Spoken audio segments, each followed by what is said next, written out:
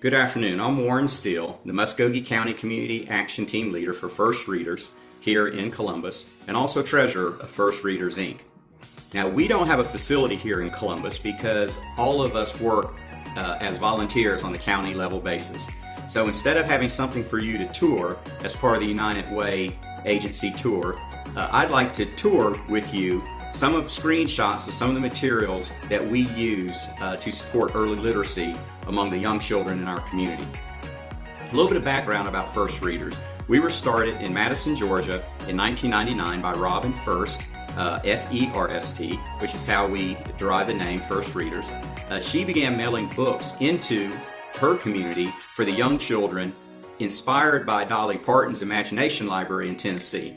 What Robin realized is that some of these young children did not have any suitable reading materials in their home and were starting kindergarten without the necessary skills to compete with what is expected at the kindergarten level.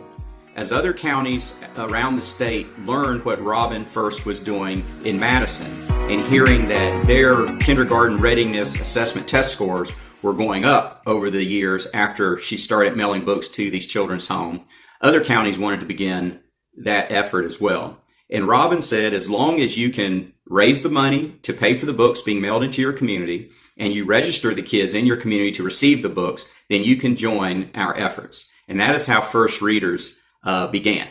I started the Muskogee County chapter of First Readers in 2012 after meeting Robin First at a Voices for Georgia's Children banquet in Atlanta the previous year.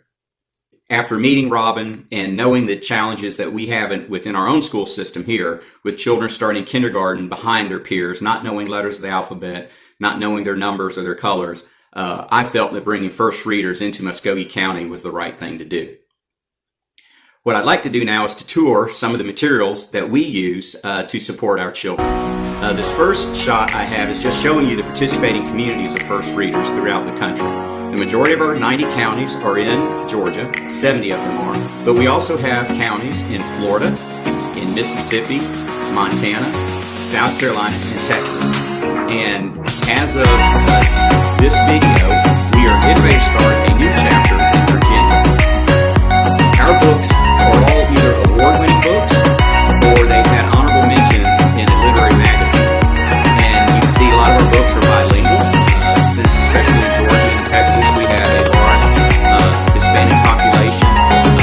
And so bilingual books are very important to help the children learn English, but also to assist the parents with being able to read with their children. And we also think it's a good idea for even our English-speaking children to pick up some of the early skills of understanding Spanish. Some of our books are classics like Stanley. Some of them are newer editions, but all of them have had honorable mentions in literary magazines or have won awards. Our books are all age appropriate, so the books for the youngest babies, those that are birth to 1 and even up to 2, are going to be a lot of board books. So these books are very durable. Children can pull on them and chew on them, whatever they need to do at that age to feel comfortable with the books. But there are a lot of colors, a lot of rhyming, very few words. As the children get older, they go into the 3, 4, pre-K ages before they start kindergarten. The books become a little bit more involved, a little bit more storylines, the traditional stories with a challenge, problem and a solution. The protagonist a lot of times will be children, so that the children who are reading the books can identify with whoever the protagonist is in the stories. And for a parent that has multiple children, she should not necessarily expect to get the same book for her oldest or for her younger child that she received for her older child. This is our actual reading list, our book list for 2020. And again, you can see it's segmented by the birth year of the child. We use 3 publishers to produce our books. Peachtree Publishers out of Atlanta, the Georgia division of HarperCollins, and Our Rainbow Press, which is a minority-owned publisher also in the Atlanta area. One of the things that accompanies our books is a parent newsletter. So every book, so you'll have 5 different books a month, depending on the age of the child. Each book has its own newsletter. The front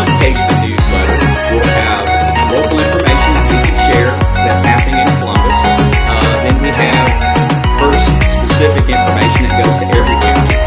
And then the inside left side of the newsletter will have information about the specific book that is included. We partner with the Rollins Speech Center in Atlanta to develop the READ philosophy of reading with your child, which is to repeat the book, engage and enjoy, ask questions, and do more. So specifically for each book, we will tell them the type of questions to ask and other activities that they can work on with their child. And then the inside right side of the newsletter will have more things that you can do related to the book with your child. And then the last page of the newsletter will be information, again, about what is going on locally. So we have the ability to promote other things in the community, whether it's through the library or information about the basics.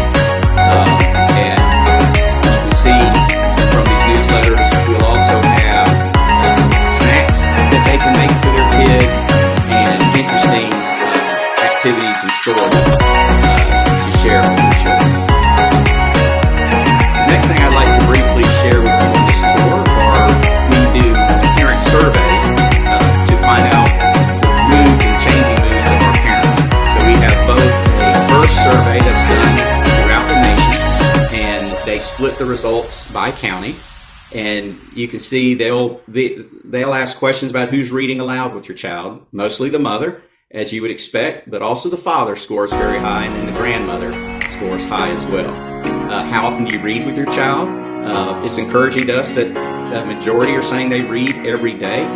We do encourage parents to read at least 30 minutes every day with their child.